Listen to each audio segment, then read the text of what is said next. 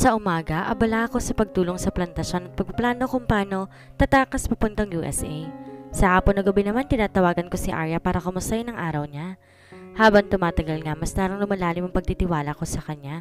Kaya kampante rin ako nagsasabi sa kanya ng mga pangyayari dito sa bahay.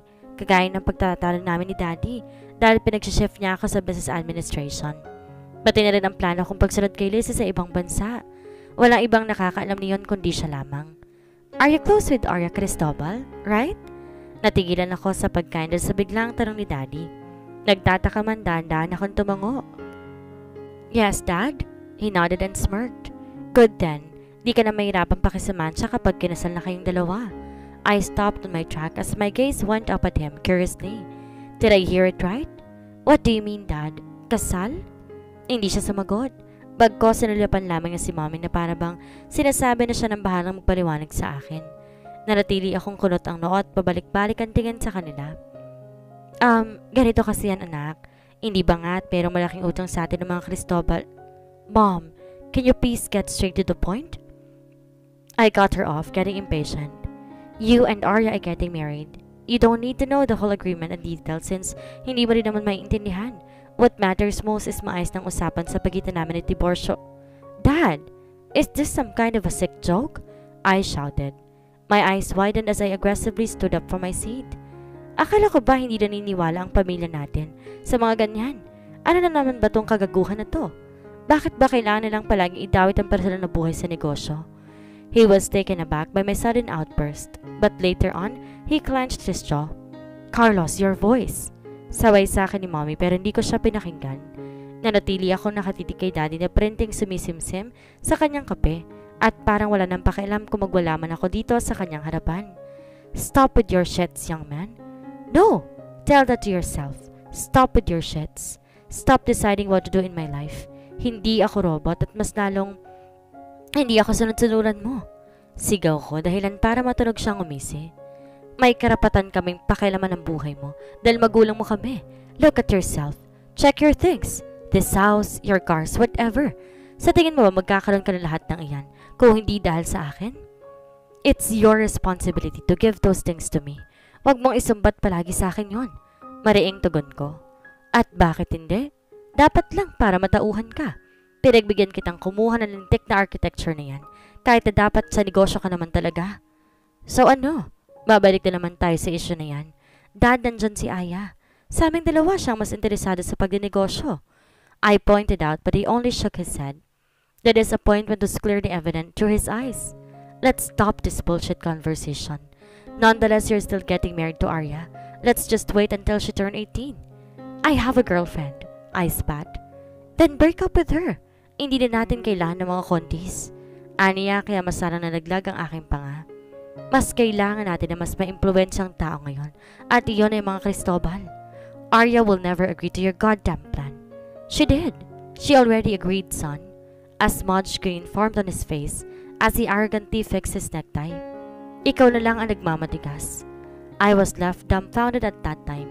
Nangihina ako di ko maproseso na maayos sa mga pangyayari. Sa mga oras na ito'y gusto ko lamang umalis at wag nang bumalik pa. Mas lalo na naig ang kagustuhan kong makawala sa pamamahay na ito and what? Arya agreed to this setup? No, I won't believe it. Kilala ko siya. Kilalang kilala ko siya. I know she was just forced. Maybe she was gaslighted and manipulated by her own family. They used her weakness. They took advantage of Arya's kindness. I was not mad at her. I deeply understand. Kung meron mang dapat sisihin dito ay ang mga magulang namin na walang ibang inisip kundi ang pera. At kung paano mas mapapaingay ang pangalan nila sa industriya. Simula noon naging magulan na lahat. Mas lalo naging mahirap na maisakatuparan ng mga plano kong pag-alis. I was caged inside our house. Walang pwedeng lumapit o makausap sa akin na kahit sino. May isang beses sinubukan kong tumakas pero nahuli ako at binugbog ng mga tauhan. But what pained me was that I knew that Arya was there, watching me getting beaten up. At hindi pa siya nakontento dahil sinabi pa niya kay Daddy ang plano kong pag-alis. Sobrang nasaktan ako sa ginawa niya. Alam ko naiipit lang din siya but at least she could do something, right? Bakit parang ako lang lumalaban para sa kalayaan naming dalawa? I was good to her. I treated her as my sister and as a friend. I trusted her, but in the end, she just chose to break it. She betrayed me, and since that day, I have never looked at her the same way I did before. Mommy hides my passport and other important documents para lang di ako makaalis. Kung kinakailangan bantayan din ako ng ilang batalyong mga tauhan, hanggang sa pagtulog ko'y tiyak gagawin din niya. Sinubukan ko makiusap, lumuhod, at magbaba ng pride sa pagbabaka sakaling mapapakinggan ako. Hindi ba nila alam kung gaano kasakit na kinakailangan mo pang magmakaawa para lang sa kalayaan mo? Habang papalapit ng birthday ni Arya, unti-unti ko na rin tinanggap na wala na talagang pag-asa. Naglakas daw akong tawagan si Lizzie upang sabihin sa kanya na wag niya na akong hintayin pa dahil hindi ako darating at magpapakasal na ako sa iba. Di ko na hinintay pa ako na maging reaksyon niya, basta na lamang pinatay ang tawag. On Arya's 18th birthday, nagkaroon kami ng matinding sagutan ni Daddy, dahilan para takihin siya sa puso. Agad siyang sinugod sa ospital na maagapan. Everyone was pointing their fingers at me. They were blaming me for what happened to my father. Kung hindi lamang daw sana matigas ang ulo ko at sumunod na lamang sa kagustuhan, ay hindi sana hahantong sa ganong pangyayari ang lahat. I was fucking guilty. Hindi ko rin naman gustong mangyari yon, pero siguro nga mali ako. Siguro nga masyado ako nagmatigas. Kaya nung sinabi ng doktor na hindi na po pwedeng bumalik sa pagtatrabaho ang daddy, hindi na ako nagreklamo na ipasa sa akin ang lahat ng responsibilidad sa negosyo. I was getting closer to achieving my dream profession, but I needed to let go for now. Siguro nga hindi pa talaga para sa akin ang architecture. Siguro nga kahit anong pagtakas ang gawin ko sa pagnenegosyo ay doon pa rin ang pagsako. My sister went back to the Philippines for our wedding. Buong akala ko kahit paano ay magiging masaya yun, pero hindi ko inaasahan ang isang text na galing sa magulang ni Lizzie na wala pa ng batang dinadala niya at ako ang sinisisi nila sa nangyari. Lizzie became depressed and her family wanted me to take all the responsibilities for what happened to their daughter because if not, they would do anything just to ruin our reputation as well as the Cristobals. At ayaw ko mangyari yun dahil paniguradong sa huli, sa akin din mapupunta ang sisi. Naghalo-halo ng nararamdaman ko ng mga panahong yon. Para ako mababaliw sa dami ng iniisip. Gusto kong umiyak at magmukmok dahil pakiramdam ko'y pumalpak ako bilang anak at sinisisi rin ang sarili at sa nangyari kay Lizzie at sa bata. I wanted to grieve, to mourn, or even just to fucking breathe for a while. Pero hindi yun nangyari dahil pagkatapos ng kasal, ay agad na ako sumabak sa trabaho at pag-aaral. However, Arya continued her studies in college. Kung tutuusin nga, ayaw nang pumayag ni Tito Tiborcio na bumalik pa siya sa pag-aaral dahil aksaya lamang daw yun sa panahon at ang dapat pinag-aaralan niya ay ang kung paano maging mahusay na asawa. Tinutulan ko yun. Gusto ko ipagpatuloy ni Arya ang kanyang pag-aaral at nakikita ko rin naman ang kagustuhan sa kanya kahit di niya gusto ang kanyang kurso. Noong mamatay si Tito Tiborcio, ako na mismo ang nagsustento sa kanyang kolehiyo mula sa aking sweldo. Ayoko nang kinokontrol at sinusumbatan pa siya ng pamilya niya. She was my wife. She was married to me, so I don't mind if I take all the responsibilities. I appreciated her effort every time she reached out to me. Kahit malamig at hindi maayos ang pakikitungo ko sa kanya. Nariyan yung gigising ako may nakanda ng pagkain sa lamesa. Sakto ang timplang kape na gusto ko. Maayos ang pagkakapalansya at wala nang isang gusot ang uniformeng suot ko at kung ano-ano pa. Sa totoo lang, di naman niya kailangan gawin ng mga bagay na yon. Gusto kong sabihin sa kanya na huwag niyang masyadong lunurin ang kanyang sarili sa pagkaasikasa sa akin dahil kaya ko naman. Asawa ko siya at di katulong. Kung gusto niyang gawin ang mga bagay na nais niya, hindi ko siya pipigilan. Kung gusto niya magtrabaho at kumita ng sariling pera, hahayaan ko siya. Hindi niya kailangan ikulong ang sarili sa akin. I admitted that I partly blamed her for everything. Sinisisi ko siya kung bakit nagkandaletse-letse ang buhay namin dalawa. Sa tuwing nakakita at nakakasama ko siya, parang laging sasabog ang damdamin ko. Hindi ko siya gustong pagsalitaan ng masasama. Hindi ko naisip pamukha ang pagdisgusto sa pagiging asawa niya. Pero dahil wala akong ibang masisi, palagi yung nababaling sa kanya. I know I'm an asshole. A walking red flag, they said. I know Arya's history. I know her story. I promised that I'd protect her. Yet it turned out that I also became one of those bullshits who hurt her. I wished that her world would become gentler. Yet it turned out that I was the one who would break it. It became a harsh and a ruthless husband. I mistreated her. I made her feel worthless. I became the worst version of myself I did not imagine that would be. And what made it worse was that I was the worst version of myself I didn't imagine I would be. Alam ko sa sarili ko nasasaktan ko na siya pero pinagpatuloy ko pa rin. Kasi iniisip ko na siguro kapag ginawa ko yon, siya na mismong sumuko. Siya na mismong magsisi. Siya na mismong bumitaw sa akin dahil kung alam ko, hindi ko na kayang gawin pa iyon. Lumipas ang 1, 2 hanggang 3 taon. Unti-unti rin nagbabago ang tingin ko sa kanya. Kahit di niya napapansin at di ko sinasabi, lahat ng maliliit na detalye at mahalagang bagay ay nakatatak sa isipan ko. Lahat ng kilos at galaw niya alam ko dahil sa tuwing wala akong ginagawa sa opisina, para akong siraulo at aliw na pinapanood siya sa mga CCTV. But then there was still a limitation. I still respect and value her privacy. She'd always think that I had a mistress, that I was still having an affair with Lizzie, when in fact I couldn't do that. Kung ginagabi man ako ng uwi ay dahil nalulunod ko ang sarili sa trabaho o mas pinipiling manatili sa sementeryo kung saan nilibing ang 2 anak ko. Like I've said, I valued commitment very much. Kahit hindi maayos ang pagkasama namin, di ako tumingin na humawak ng iba. I just could not say no to Lizzie. Because even if 3 years had passed, I still blamed myself for what happened. She needed validation.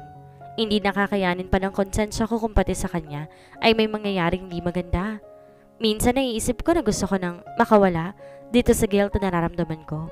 Gusto ko nang makatulog na mahimbing sa gabi at gumising na maliwalas ang umaga. Gusto kong gampanan ng pagiging mabuting asawa kay Arya. Gusto kong bumawi sa mga pagkakamali at pagkukulang ko sa kanya. Pero ang hirap. Ang hirap-hirap. Pakiramdam ko sa tuwing nagiging masaya ako mali yun, na wala akong karapatang makaramdam ng ganon dahil sa mga nangyari. Lizzie was still battling her depression. My father was still recovering. My children, maybe they would get mad at me for being happy. And you are right. I would rather choose Lizzie over you. She never disappoints me. She's not that stupid like you. This is not true, Arya. Please don't believe me. Kung ako ba yung nasa sitwasyon ni Lizzie, kung dumating ang araw na ako naman ang mga ilangan, handa mo bang iwan ang babaeng kasama mo para lang puntahan ako? Handa mo bang takbuhin ng kilometrong layo para sa akin na mismong asawa mo? Tangina, oo. Kung alam kong gaano ko kagustong bitawan ang lahat para sa'yo. Kung pwede ko lang bastang iwan ang lahat ng responsibilidad. Kung pwede nga lang na basta ko nilang talikuran ng mundong to para sa'yo, gagawin ko. Pero hindi ko yung nasabi sa kanya. Natakot ako at naduwag. Kasi alam kong ng mga oras na yun, kahit anong sabihin ko, hindi na niya ako paniniwalaan. Alam ng langit kung gaano kita kamahal, Arya. Sa 3 taon nating pagkasama, hindi ko itatangging minahal na kita. Pero hindi ko rin itatanggi na kahit gustuhin man kitang mahalin ng buo, gustuhin ko ba maging masaya kasama mo, hindi kaya ng konsensya ko. I know I've broken your heart too many times, but I promise that this is the last. I am aware that you may hate me forever, but I couldn't stand with this marriage anymore. I want everything to be over. No, I don't want this to be over. Gusto kong manatiling nakatali sa'yo. Gusto ko maging habang buhay na pagmamayari mo. Gusto kitang mahalin ng walang hadlang at buo. Pero paano ko gagawin yon kung nakatali pa rin ako sa nakaraan? Kung paulit-ulit ko pa rin sinisisi sa mga bagay na hindi ko naman ninais mangyari? Kung hanggang naiisip ko pa rin na hindi ako deserving maging masaya? Mahal kita pero ayoko rin maging makasarili. Maraming mas karapat-dapat para sa pagmamahal mo at alam ko sa sarili kong hindi ako yon. Nung malaman niyang lahat ay tinatago kong katotohanan, kitang-kita ko kung paano niyang sisihin ang kanyang sarili sa lahat. Alam ko pare-pareho kaming may mali. Pero hindi ko maatim na makita siyang ganon. Habang pinagmamasan siyang umiiyak at sumisigaw sa aking harapan, para akong binuhusan ng malamig na tubig at di ko magawang gumalaw sa kinatatayuan. Bigla ako natauhan sa lahat na mga katarantaduhang ginawa ko sa kanya. Hindi niya kasalanan. Wala siyang kasalanan. Hindi ko kasalanan kung bakit naging komplikado ang buhay namin. Pareho lang kami pinaglaruan at tinanggalan ng kalayaan para sa sarili namin. Kung meron mang dapat sisihin, walang iba kundi ang mga magulang namin na umaaktong para sila pang inaagrabyado. Isa ka pa, Arya. Napakagaling mong magpaikot. No wonder manang-mana ka sa mga Cristobal. Akmang susugurin niyang asawa ko pero agad kong iniharang ang sarili para protektahan siya. Not my wife, Mom. May pagbabantang saad ko. I understand your hatred but spare my wife with this. She had enough already. Sige lang, Carlos. Ipagtanggol mo lang yung iyong asawa. Hindi talaga ako magdadalang isip arisin sa'yo ang lahat ng mana. Palihim akong umisi at binasa yung pang ibabang labi ko. Sa tingin ba niya madadala pa ako ng mga pananakot niya? Sa tingin ba niya hahayaan ko pa rin manipulahin niya kami? Hindi. Hindi ako papayag na manghimasok pa siya sa buhay ko o sa buhay man ng asawa ko. Iniyaan ko na sila noon pero hindi na ulit mangyayari ngayon. Then go ahead. I've already lost everything since the day you decided on my life. Sa tingin mo ba natatakot pa ako? Carlos, hindi ako nagbibiro. Binaabalaan kita. Hindi rin ako nagbibiro. Oras na pagbuhatan mo ng kamay o pagsalitaan mo ng di magandang asawa ko, hindi ka magdadalawang isip at talikuran ko kayo. Matagal kong napabayaan ng asawa ko at simula ng gabing yon. Pinangako ko sa sarili hindi na yun mauulit. Tangina, bahala na kung may masagasaan man ako. Pero sa pagkakataong to, unahin ko si Arya. Wala na akong pakialam sa iba. Sinubukan kong bumawi at ayusin ang pagkasama namin ni Arya. I don't want an annulment anymore. Kahit kailan di ko naman ginustong humantong kami sa ganon. Ilalaban ko to hanggang maubos ako. Pero akala ko'y magiging maayos ang lahat. Mali pala ako. Dahil lang araw lang dumating na ng tuluyan ng araw na kinatatakutan ko. Arya, wag naman ganito. Kung ano bang sinabi ko sa'yo noon, di na ganoon ang gusto at hinihiling ko ngayon. I want to give this marriage a chance, a better one. I want us to be fixed. I'm willing to lose and surrender everything I have. She let out a painful chuckle. It's too late, Azzy. The time you want to give up everything for me, that's also the time that I gave up on you. Yun na yata ang isa sa pinakamasakit na kataga na narinig ko mula sa kanya, pero di pa rin ako tumigil. Not now, please. Wag sana ngayon kung kailan handa ako ng patunayan ng sarili ko. Arya, please, I'll be a better husband this time. Wag ka lang umalis oh. Wag mo lang akong iwan. I never imagined that this day would come, that I would beg for my Arya to stay. Masyado ako naging kampante na hindi siya mapapagod sa akin. Promise I will behave. I'll do all the things to be a better husband for you. Di na ako magiging gago. Di na ako magiging sakit ng ulo mo. Aayusin ko sarili ko para sa'yo. Wag lang ganito. Chan, please. Parang batang pag sumama ko sa kanya, pero talagang desidido na siya na umalis at hindi ako pakinggan. Masakit pero naiintindihan ko naman. Sinubukan ko pa siyang habulin kinabukasan sa pag-asang baka bumalik siya sa akin, pero mas naralamang siyang baka yun talaga ang kailangan niya o naming dalawa. Di ko na ipinagdamot pa sa kanya kasi habang malayo kami sa isa't isa, pipilitin kong ayusin din ang aking sarili. Kahit para akong bata nangangapa sa dilim at umiiyak gabi-gabi sa takot na baka di na siya bumalik sa akin. Sa loob ng ilang buwan na kontento kong pagmasdan siya mula malayo. Wala akong palya sa pagpapadala ng mga regalo at computerized sa sulat para hindi na ako makikita. At oo, ako rin ang nananakot sa mga lalaking sumusubok na pumorma sa kanya. I started a new business venture and I even decided to seek the help of a psychologist. I was so eager to prove to myself that I could be a better version of myself. Kaya naman nung muli niya ako binigyan ng pangalawang pagkakataon na patunayan ang sarili ko sa kanya, wala akong inaksayang pagkakataon. Mula Bohol, bumalik kami ng Maynila. Dala ang magandang balita. We were planning to renew our vows but another revelation shocked me. Sir, wala po nakaregister na Carlos and Arya Santaniel sa marriage certificate. My forehead creased in sudden confusion. What? Check it again, that's impossible. The lady shook her head again. Sir, wala po talaga. If you want po, I can give you a copy of your Sinamar. Paliwanag pa niya sa akin. Para na naman ako napunta sa isang malaking bangungot habang binabasa nakasaad sa mga dokumento. Hindi kami totoong kinasal ni Arya. Sa mata ng batas at Diyos, hindi kami mag-asawa. Habang nasa loob ng sasakyan ay sinabunutan ko ang aking buhok. Ilang beses pinagsasampal ang sarili. Nakikiusap at tumihiling na sana. Panaginip lang lahat ng to. Ilang beses kong sinubukang sabihin kay Arya pero palagi lamang akong nabibigo. Lalo na sa tuwing nakikita ko kung paano kumikistap ang kanyang mata sa labi sa saya. Kumikirot ang puso ko sa tuwing pinagmamasdan siya. Tangina naman. Bakit bang damat sa amin ng mundo? Hindi na ba talaga kami pa pwede maging masaya? Talaga bang mahirap ibigay yon sa aming dalawa? Natatakot akong sabihin sa kanyang katotohanan hanggang siya na mismong hinayaan na ako'y makadiskubre at hindi malang magpapaliwanag. Di malang niya ako binigyan ng pagkakataon para ayusin at alamin ko sino nasa likod ng lahat ng to. For the second time around, she left me again. And it was harder this time because she did not leave any trace. Wala ni isang nakakaalam kung nasan siya at alam niya nang nasa itaas kung gaano ko halos mabaliw, kaiisip at kakahanap sa kanya. Lalo pat nalaman ko kay Manang Yeta na nagdadalang tao siya. Gabi-gabi akong umiiyak na darasal na sana ligtas siya at malayo sa kahit anong kapahamakan. Silang dalawa ng anak namin. Hindi nakakayanin ng puso ko kung may mawawala ulit. Araw-araw kong humihiling na sana bumalik siya. Di na ako makapag-focus sa trabaho dahil para akong baliw na minuminuto nakabang sa may pinto at umaasa sa pagbabalik niya. I also hired tons of men to find her. Kahit ang sulok pa rin Pilipinas, O kahit sa pinakadulupay ng mundo, handa akong ubusin lahat ng meron ako para lang kay Arya, sa asawa ko, mapadyaryo man, telebisyon o radyo. Ganon ako kadesperado pero masyado siyang mailap. Hindi pa nakatulong ang biglaang pag-amin sa akin ni mommy at daddy na sila ang may pakana sa peking kasal dahil sa pag-aakalang may isa nila ang mga Cristobal. Galit na galit si Tita Kalyana at Chantal sa mga magulang ko at naiintindihan ko naman yon dahil maski ako'y ganon din ang nararamdaman ko. Nagdadalawang isip tuloy ako kung aalis ba ako o hindi. Wala sa sarili ako napalingon kay Aya na bigla na lang pumasok sa loob ng kwarto namin ang asawa ko. Bumuntong hininga siya at binuhay ang ilaw.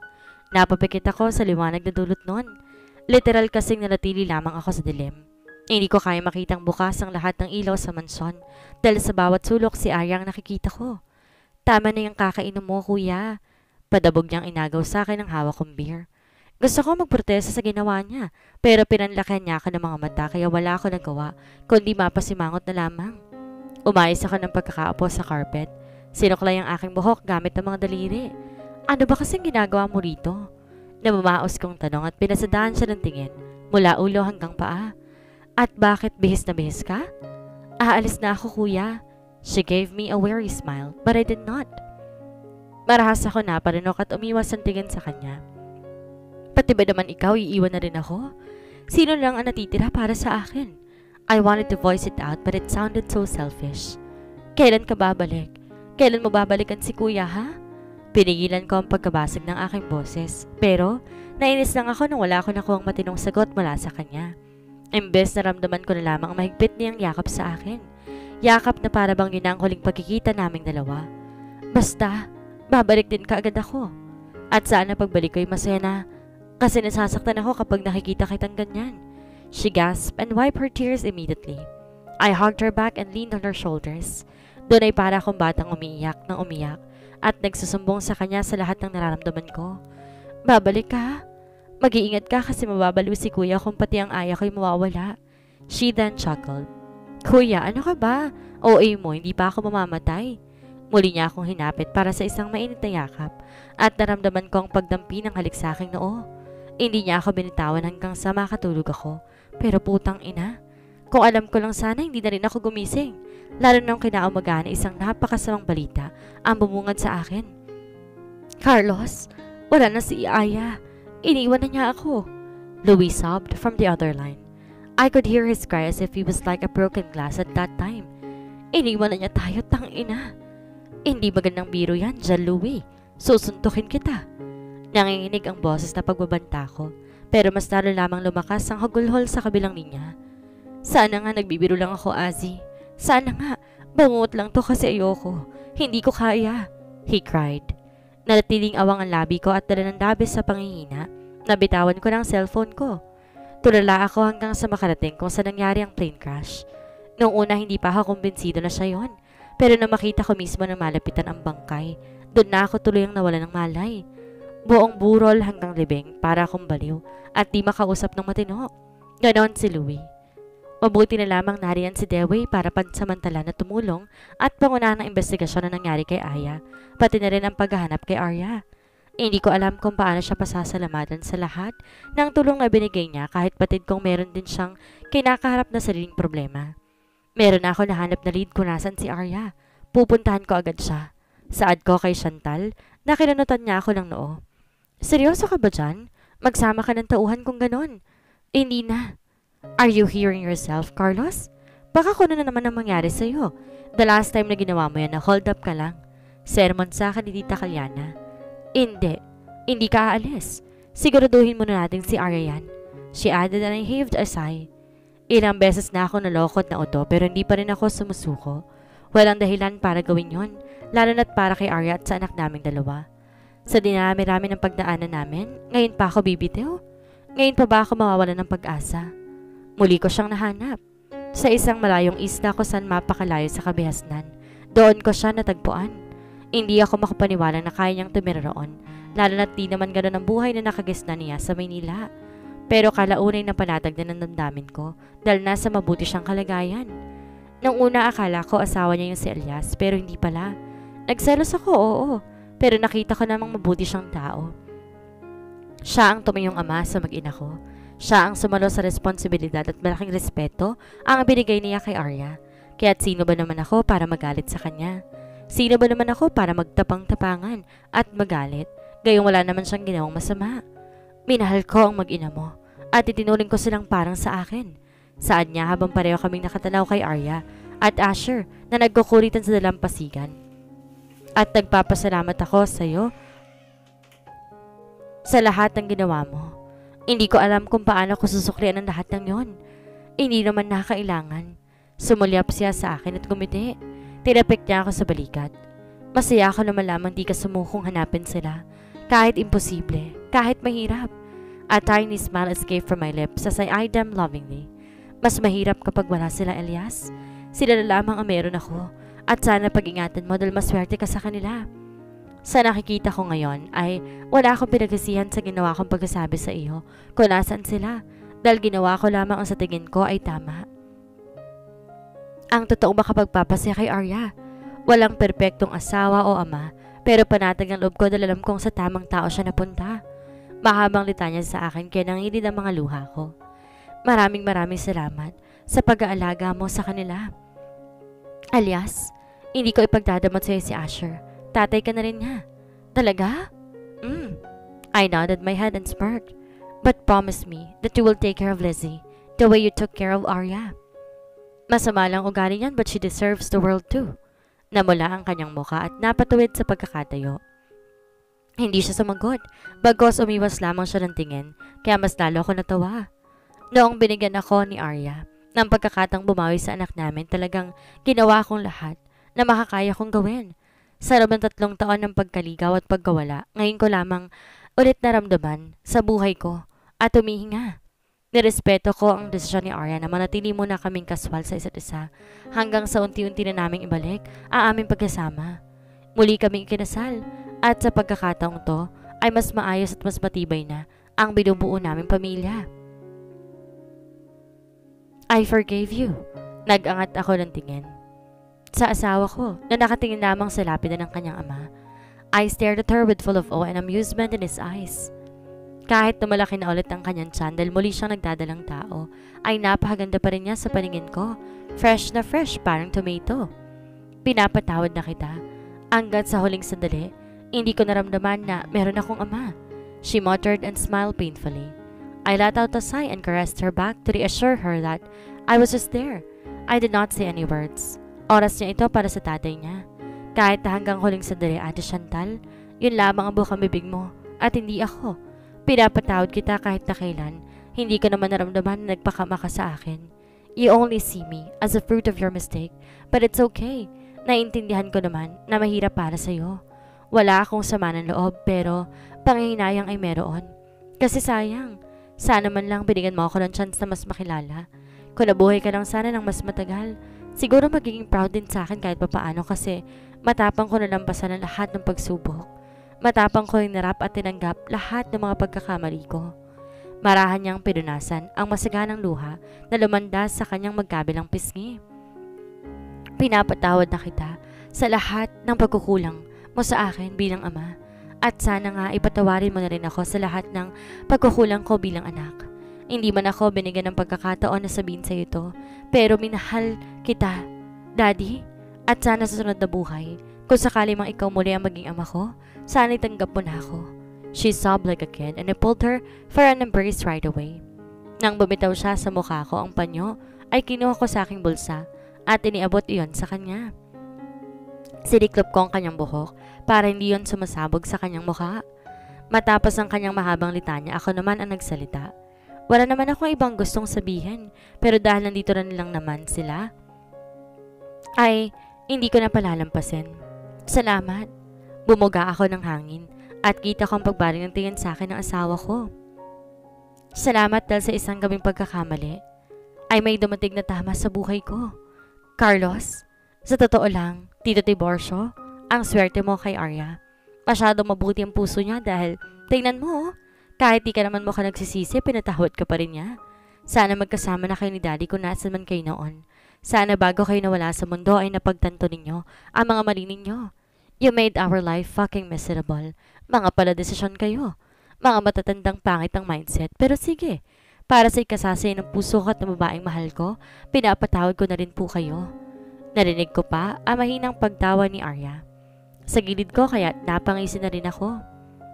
Nagtili kami ng kandila sa punto ni Tito Divorcio at ni Daddy Carl. Nag-alay din kami ng mga konting dasal para sa kanila. At pagkatapos noon ay si Aya naman ang sunod namin pinuntahan at kinausap. Hindi namin masyado nagtagal sa puntod niya dahil masyadong emosyonal si Arya at natatakot ako na baka kung mapano pa siya. Ito kasi ang unang beses na nadalaw niya ang kapatid ko kaya't siguro ganoon na lamang din ang reaksyon nila. Babalik na lang tayo sa susunod. I heaved a sigh and kissed her forehead. Natatakot ako na biglang mapaanak na hindi oras. Tumayo siya. Inampas ako sa balikat. Ang OA mo talaga? I am just 7 months pregnant. Kahit na Arya, OA na akong OA. Basta. Saka na lang, maintindihan ka naman ni Aya. Baka nga iniirapan ka na ngayon sa langit eh. I hissed and she just pinched me. Inalayan ko siya sa paglalakad nang gumakarating kami sa huling dadalawin namin. Automatic kong sumili ang ngiti sa aking labi na makita kong 2 puntod. May mga bagong bulaklak doon. Kaya siguro may dumalaw din sa kanila. Hey babes, I greet and touched their tomb. It's me, your daddy. Hi little angels. Arya approached me. Them too. Inalalayan ko siya maupo sa inilatag itong pink na tela. Ang dami niya namang followers. Galing ba to sa Mommy Lizzie ninyo? How are you there? Sorry kung ayun ko na lang ulit kayo nabisita ni daddy ha. I was a bit busy this past few months and sana wag naman kayo magtampo. Don't worry, kapag nanganak na ang mommy, Arya ninyo ay dadalas na ulit ang pagpunta namin dito kasama na si baby Asher. Kwento ko. Sorry ha, hindi siya nakasama ngayon. Paano ba naman kasi dumating sa bahay yung crush niya? Si Kara, ayun. Ayun ang umalis sa tabi ng dalaga at bagong tuli. Kaya tuloy wala kaming choice kundi ang iwan siya. My wife and I laughed as we both shook our heads. Naku, bata pa lang yung kapatid niyo pero mukhang alam na kung saan nagmana. Dagdag pa niya at pabiro akong inirapan. What? I am behave love. Agad ko namang depensa. Inapit ko siya papalapit sa akin. Pinupog ng halik ang kanyang pisngi. Pagkatapos sa sibling lambingan ay nag-alay na kami ng dasal para sa kanila. Taimtim ko rin silang kinausap. I am happy now. I deserve it, right? Hindi ko man kayo nahawakan o nakita pero yung pagmamahal ko sa inyo ay katumbas ng pagmamahal ko kay Asher. At sa 2 kambal na nasa sinapupunan ng mommy Arya ninyo. Thank you for always guiding us, my angels. I hope in the multi-universe I could hold the both of you. Sunod ko namang hinarap ay ang asawa kong pinapanood lang ang bawat galaw ko. Pinagdaasan niya ako ng kilay nang di ako kumibo at nanatili lamang nakatitig sa kanya.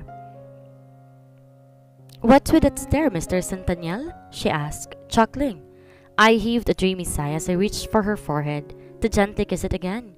I just realized that I'm always saying those 3 words to you, but there are still 4 words I haven't told you yet, my love.